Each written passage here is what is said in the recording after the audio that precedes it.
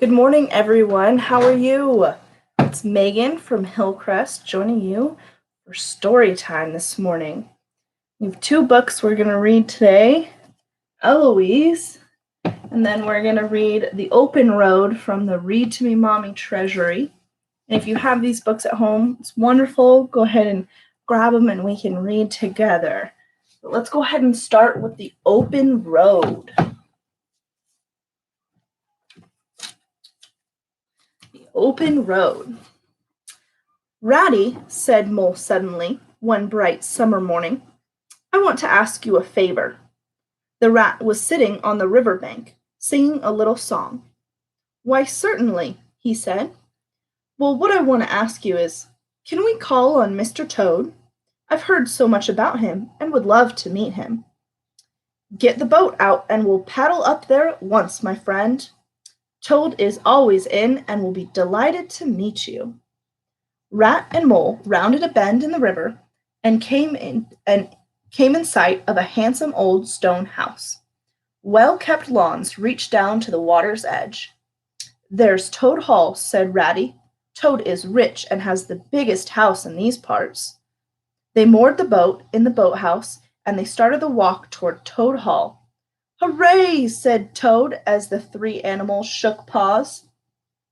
The very fellow I wanted to see. You've got to help me sort out something really important. It's about boating, I suppose, said the rat innocently. Forget about boating, cried the toad. I've given up on that long ago. Now I've discovered the real thing. Come with me and you will see.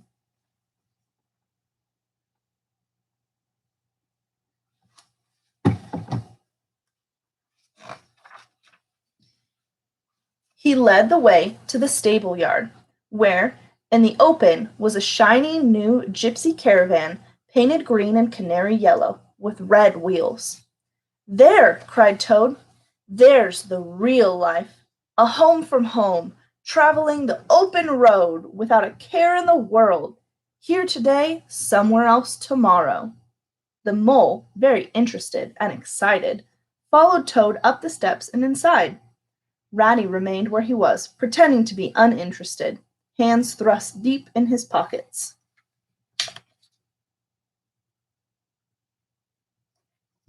Inside the caravan were little sleeping bunks, a little table, a cooking stove, cupboards, bookshelves, and pictures of Toad on the walls. I've thought of everything, cried Toad. He pulled open a cupboard. Here's everything we could possibly want to eat. He threw open another cupboard. Here's all the clothes we could ever need. And spare pajamas, washing things, everything. We must start this very afternoon.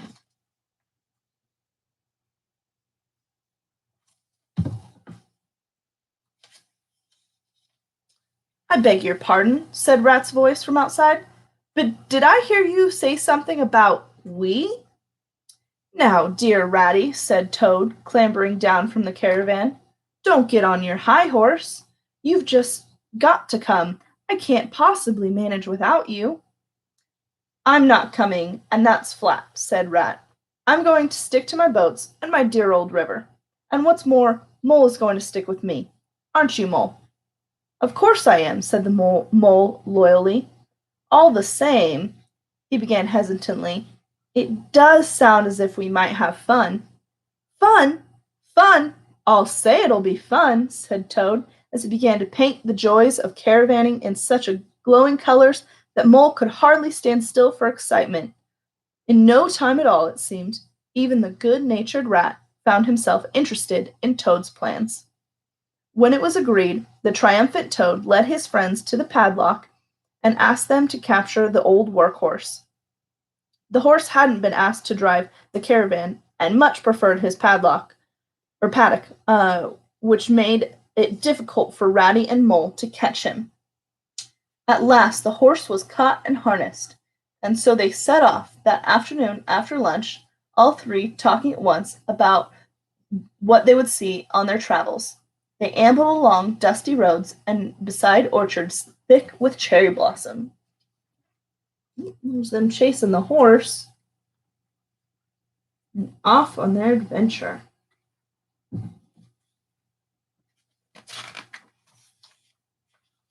Each animal took turns in steering the caravan or walking on either side of it.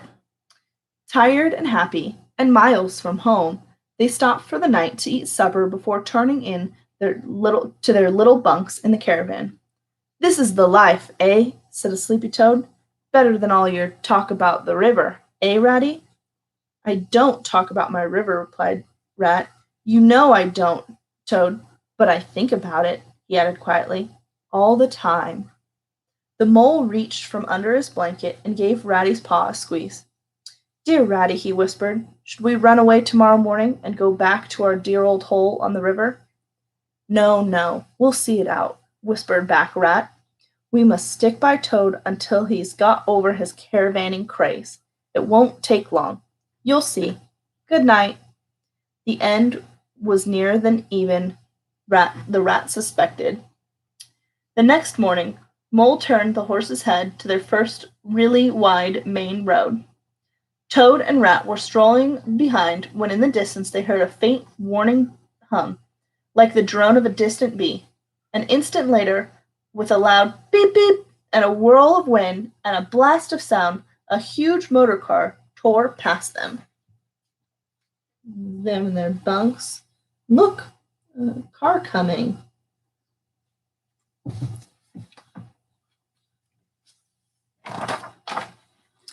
The old horse let out a whinny of fear, reared and plunged and bucked, and despite all Mole's efforts to control him, drove the caravan backwards into a ditch, where it landed with a huge crash. Ratty danced with rage. "You villains!" he shouted, shaking both fists. "You scoundrels! You road hogs! I'll have the law on you!" Mole, after successfully calming the horse, looked down at the caravan. It was a sad sight. The panels and windows were smashed, axles hopelessly bent, one wheel off, and cans of food scattered across the shoulder of the road. And Toad sat unmoving in the middle of the road, staring in the direction of the now disappeared car. Every now and then, only faintly, he murmured, "Beep, beep." The rat shook him by the shoulder. "Come on, Toad, do get up." But he wouldn't move.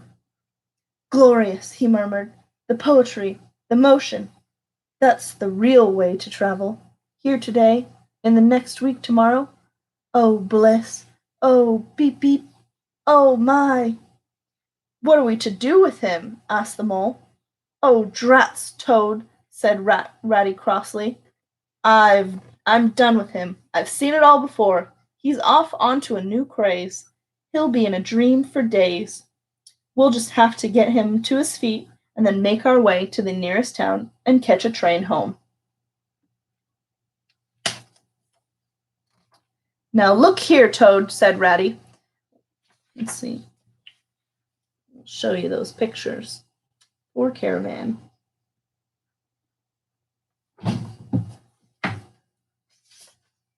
"Now look here, Toad," said Ratty.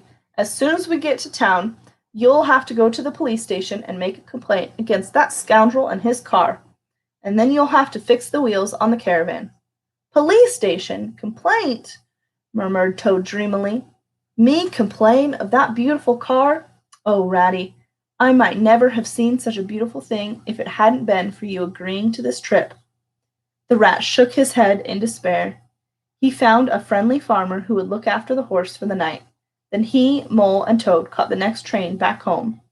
It was a long, slow train ride home, but eventually they led a spellbound Toad to the doors of Toad Hall before rowing down the river to the cozy warmth of Ratty's riverside home.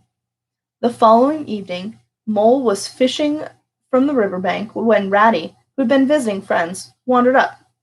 "Heard the news?" he asked. "There's nothing else being talked about. Toad went up to town this morning and ordered a large and very expensive car." Ratty sighed.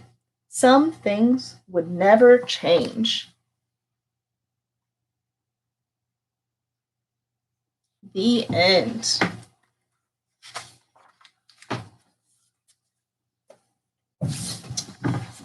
Did you like that story? Would you like a car or a caravan? Which one would you prefer? I think both sound pretty fun. All right, let's go ahead and read Eloise. I am Eloise. I am 6.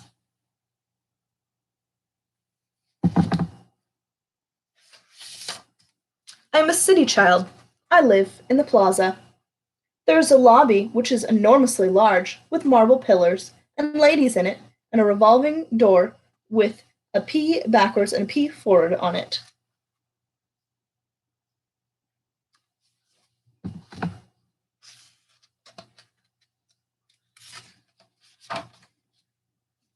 I spend an awful lot of time in the lobby. For instance, every day I have to go to the desk clerk and see what's happening there. Then I stop by the mail desk to see if they have any stamps. Then I go to the house phones and make several calls to see if anyone's in. The bell captain knows who I am.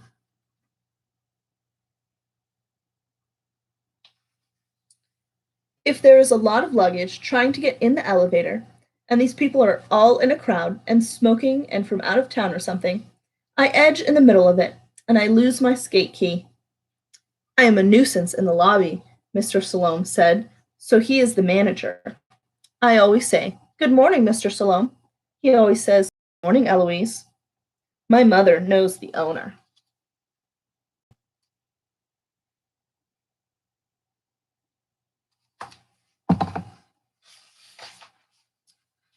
I live on the top floor. Of course, I am apt to be on any floor at any time, and if I want to go anywhere, I simply take the elevator. For instance, if I happen to be on the second floor, I just press that button until it comes up, and as soon as that door's open, I get in and I say, "Fifth floor, please." And when those doors clank shut, we ride up and I get out on the 5th floor. And as soon as the elevator is out of sight, I skibble up those stairs to the 8th floor and then press that button. And when that same elevator comes up, as soon as the doors open, I get in and say, "15th floor, please." And when those doors clank shut, we ride up and I get out on the 15th floor. And as soon as that elevator is out of sight, I skibble down to the 12th floor and press that button. And when the same elevator comes up and those doors open, I say, "The lobby, please." And then those doors clank shut and we ride down without saying absolutely one word. And then I get into the next elevator and go all the way up.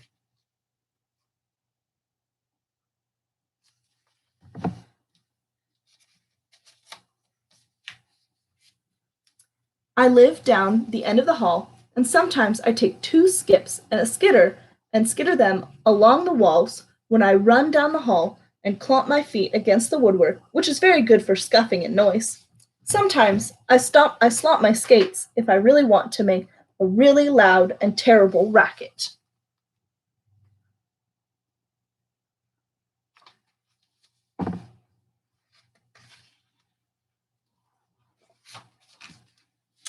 We have a buzzer on our front door. I always lean on it. That's how Nanny knows it's me, Eloise. Nanny is my nurse. She wears tissue paper in her dress, and you can hear it. She's English and has 8 hairpins made out of bones. She says that's all she needs in this life, for Lord's sake. Nanny says she would rather I didn't talk all the time. She always says everything 3 times, like Eloise, you can't. Sometimes I hit her on the ankle with a tassel. She is my mostly companion.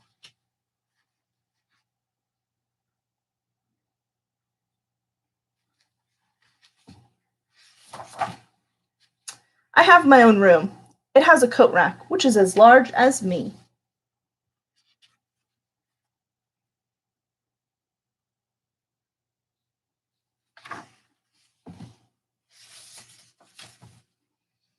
I have a dog that looks like a cat.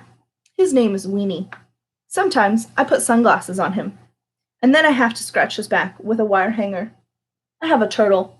His name is Skipper D. He eats raisins and wears sneakers. The Plaza is the only hotel in New York that will allow you to have a turtle.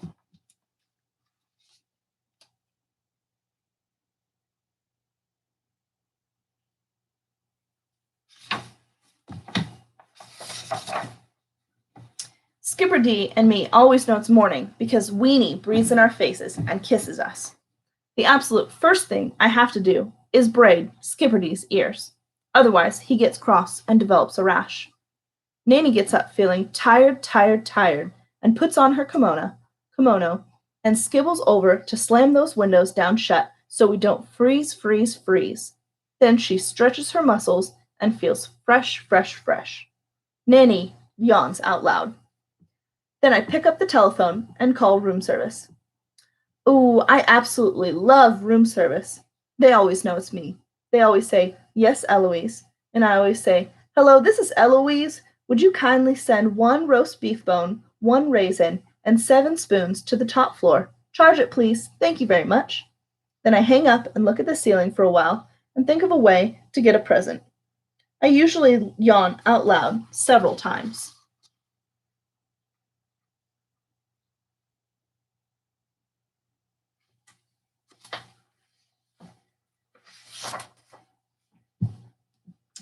The nanny gives the signal, and Weenie and Skipper D and me, we skibble out of bed as fast as we everly can, and Nanny wraps us up in a robe and holds us tight, and I pat her botto, which is very large. And then we do our morning duties and sing and laugh. London from bottom is top up zup. The keeper in the shop is up. Even Mrs. Mop is up. Oh, what a lovely morning in Trafalgar Square, and the bobbies zup. In Piccadilly, the nippies zup. In Covent Garden, the clippies up. Oh, what a lovely morning. We're zup, and we've got to be jolly clean, from head to toe and in between. Zup, good morning, and how you've been. Oh, what a lovely morning. The Royal Navy is up. Buckingham Palace is up. Even BBC is up. Oh, what a lovely morning. Oh, I just love Nanny. I absolutely do.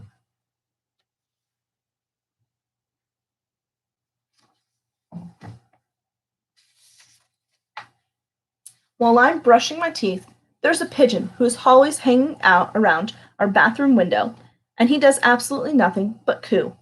He is fat and grizzly, and I holler at him, and he flies over to Sherry Netherland for a while to see what they're up to. Weenie and me weighs 36. Nanny weighs 18 stones. Skipper D weighs absolutely nothing at all unless he has his sneakers on, and then of course he weighs a half-pound. Then Nanny puts on her corset, which is enormously large, but is very good for her back. Kleenex makes for a very good hat.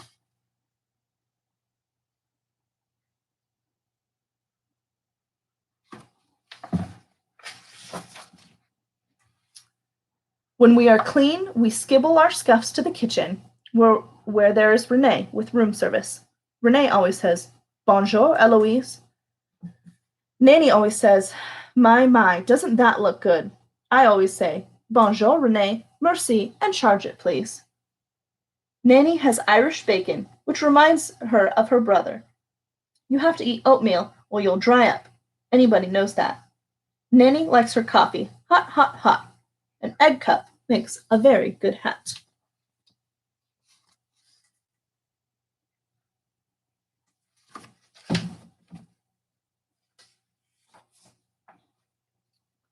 I have 2 dolls, which is enough. Their names are Sabine and Sailor. Sabine is a rag doll, and she has absolutely no face at all, partially because she came from Jamaica by air express. Otherwise, she has shoe button eyes and 2 right legs, and she's rather unusual.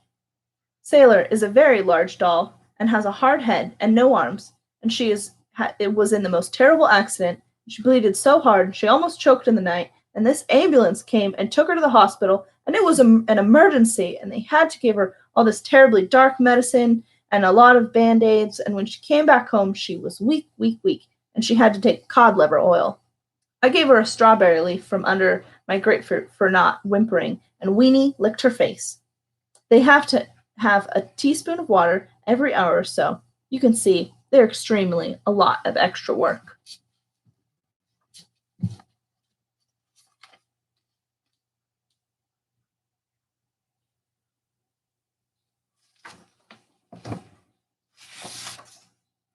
Here's what I can do.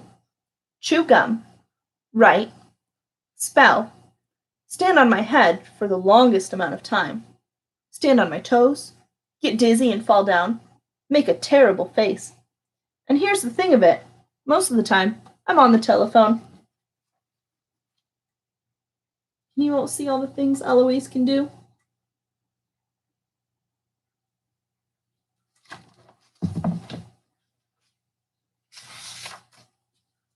My day is rather full. I have to call the valet and tell him to get here and pick up my sneakers to be cleaned and pressed. I have them back for sure without fail.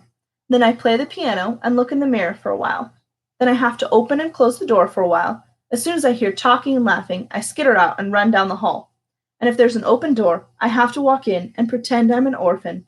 And sometimes I limp and sort of blend into the side and sort of look sad in between the arms, and they give me a piece of melon or something. Then I roam around the halls. Then I have to scurry down to the 10th floor and adjust those thermostats in case anyone needs it. And if there's a fire on the 6th floor, I know how to fix it. And then I have to hide and see what the hotel officers are up to. All they do is walk and talk. I've never been arrested. And then I have to hurry back up to the top floor.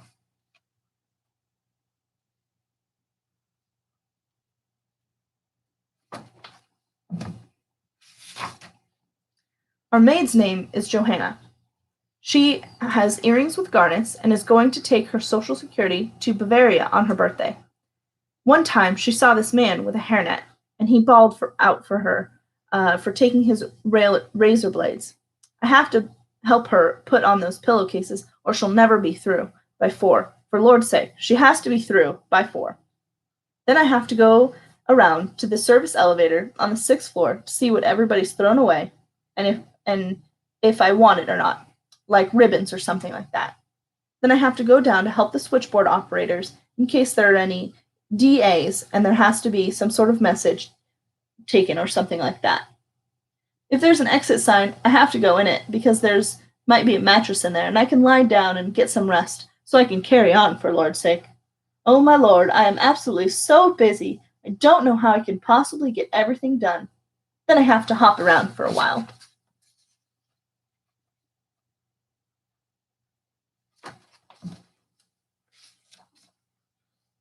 I have lunch at the Palm Court if it's not too rainy, and see Thomas. We are rather fond of talking, and he gives me Gullahopfin. Thomas has a son in the Marines who got married on a shoestring. Thomas has a Corvette. I always go in the Persian room after 4 to see my friend Bill. He's a busboy in the night, and he goes to school in the day, and his eyes water. Here's where he's been, Madrid. Here's where I've been, Boiler Room. Then I scamper to the terrace room to see all the debutantes prancing around.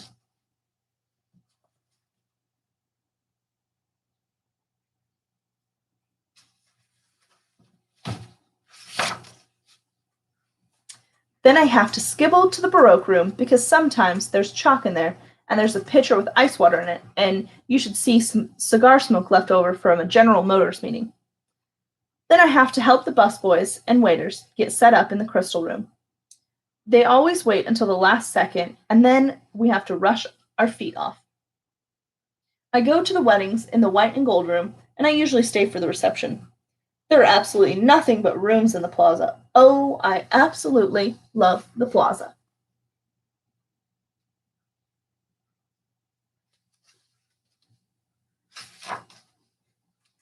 Sometimes, if they are having this enormous affair in the grand ballroom, I get there early to help Joe set up the lights in the ceiling before anybody else gets there. We just scamper up his ladder and hide in the holes up there. Oh my Lord, is it ever so sweltering hot up there? I always wear my sun visor. I am all over the hotel. Half the time I am lost, but mostly I am on the first floor because that's where catering is. So I have to go down there every day at least for 3 hours, and sometimes I go at night. Oh my Lord, do they ever have a lot of things to do down there? Altogether, I've been to 56 affairs, including Halloween.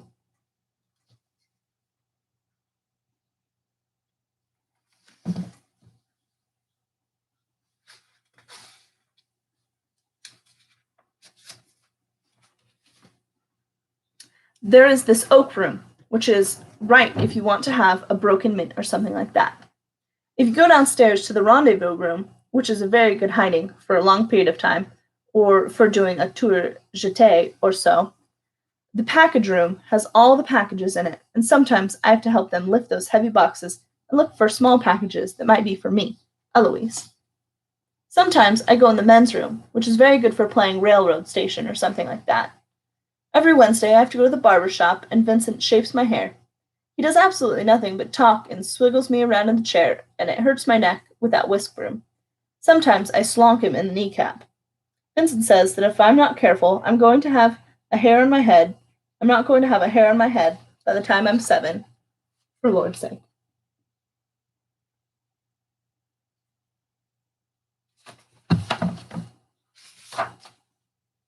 Getting bored is not allowed. Sometimes I comb my hair with a fork. Sometimes I wear my arm in a sling. Sometimes I put a rubber band on the end of my nose. Toe shoes make very good ears. Sometimes I wear them to lunch. Here's what I like to do. Pretend. Sometimes I'm a mother with 40 children. Sometimes I'm a giant with fire coming out of my hair.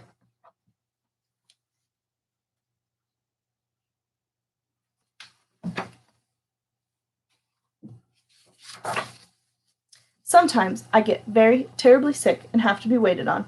Sometimes I get so sick that my head falls over and is wobbling until it's loose, and then we have to call my mother long distance and charge it.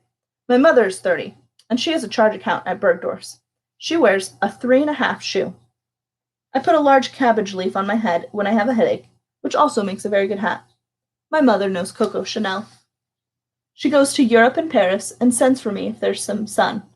I'm always packed in case I have to leave on the TWA at a moment's notice or something like that. My mother has AT&T stock and she knows an ad man, whatever that is. Sometimes my mother goes to Virginia with her lawyer. He has an office on Madison Avenue. He's already had the whooping cough and the measles, and sometimes I give him rubber candy. He is absolutely so dumb he eats it, and sometimes he brings me a present, whether I deserve it or not. I usually do. Here's what he likes. Martinis. Here's what I like. Dandelions.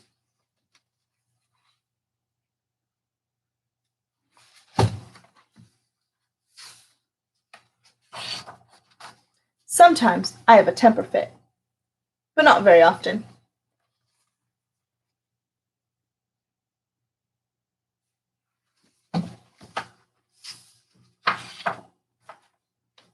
I absolutely dislike school. So Philip, my tutor, he goes to Andover. My mother knows the dean. He wears red garters and is boring, boring, boring.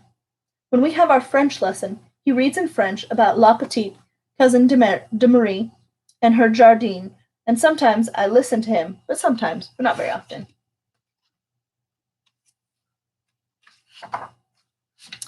Here's what makes Philip angry.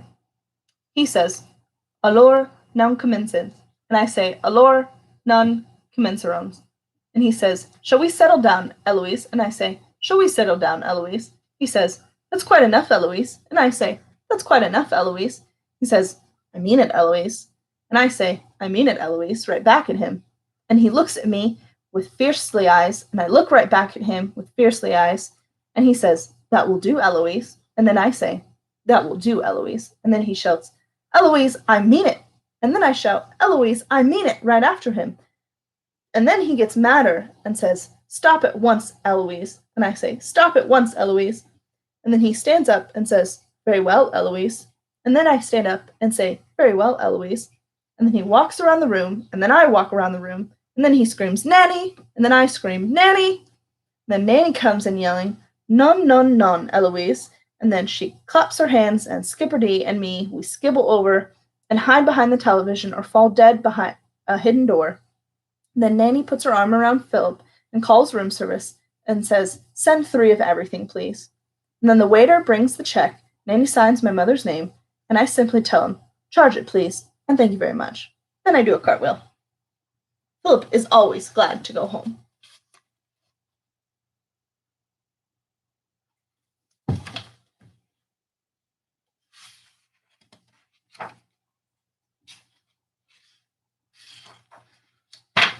Every night, I have to call room service to send up that menu, so we can order our dinner for Lord's sake. I always have to read it for a few seconds or so, and then I'll just say, I'll have the planked medallion of beef tenderloin with fresh vegetables mason, please, and 2 raisins, 1 strawberry leaf, and 1 clams in season. And charge it, please. Thank you very much. The maid's name is Lily. She married the engineer of the subway and cut her hair, but I think she's sorry, so she gives us extra pillows and soap. Once there was the most terrible storm that came up, and it rained, and all this thunder clomped itself into the water, and all these people were drowned without air, and absolutely no one was saved. Paper cups are very good for talking to Mars.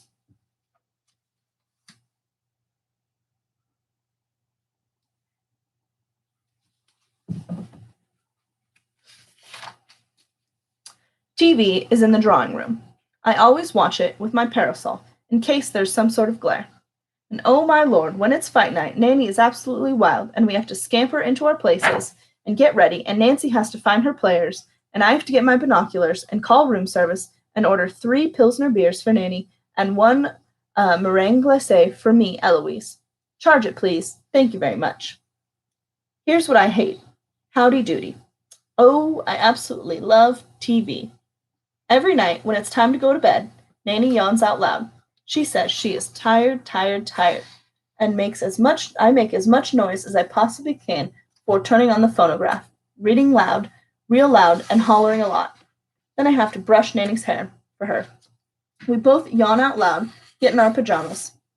We have to put on my do not disturb sign and get Skipper D and Weenie and me all tucked in, and then Nanny opens the windows enormously wide so we can have air, and then she turns out the light. Nanny has a mole.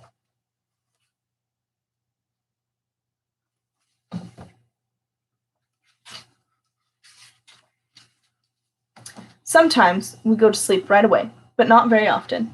Sometimes Weenie and Skipper D and me get out of bed and go into that closet and look around for a while.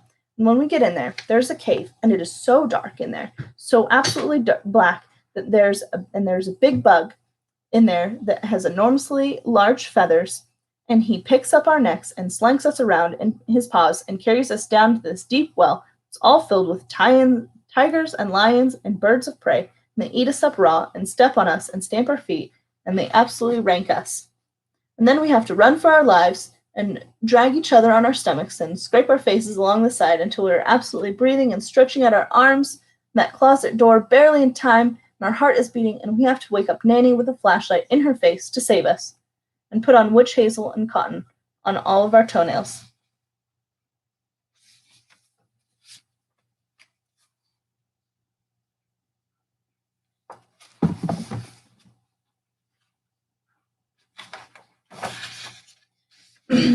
And Nanny has to get up and pamper me and spoil me for a while I'm out of my head with fever and pain.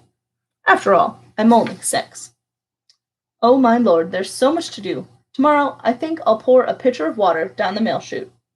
Oh, I absolutely love the plaza. The end. What did you think of Eloise? She has quite the imagination, huh? Well, thank you for joining me for story time. We'll see you next time. I hope you have a wonderful day.